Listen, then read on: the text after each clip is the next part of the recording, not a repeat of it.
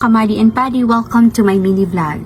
Ako ang klase din. Matuloy ko lang ako sa nina kay wala ko'y content para umas buntag.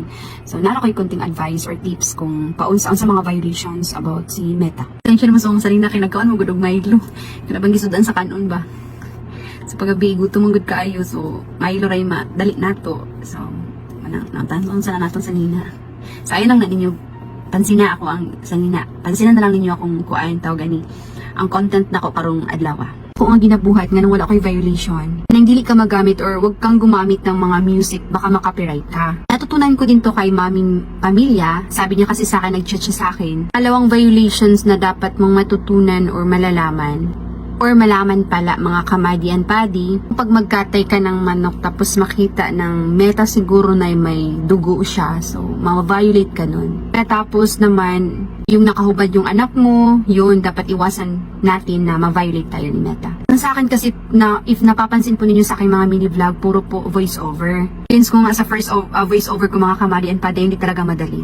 Baguhan ka, alam mo yun kasi naranasan mo din yun, 'di ba?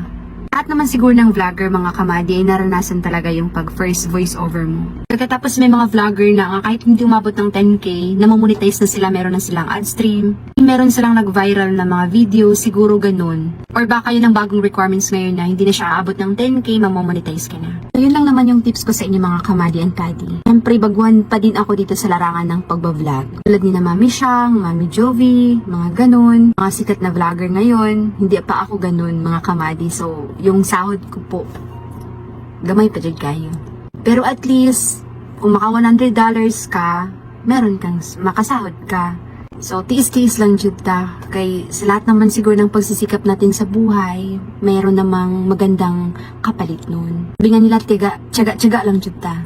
Saan ba't yung mga pangarap mo at mga pinaghirapan mo, may patutunguhan din. May nagtatanong pala kung anong gamit ko daw na phone. Sa totoo lang mga kamadi and paddy, yun talaga yung pinakaunang problema ko nung nag-umpisa pa lang ako ng pagbablog. Yung phone talaga. At saka alam nyo ba, umutang kami ni Mr. na hanggang ngayon binabayaran ko pa rin. Nag-record na umutang ka ng phone, ng iPhone para ka nang ninduti mo hang quality sa imong video. Dili man ninana mga kamadi kay sa tinuod lang wala naman good ko phone. May phone pero dali ra kay malubat, mga di maabot to 1 hour, malubat na dayon siya. So yun, napag-desisyon na naming mag-asawa na mangutang muna ng iPhone.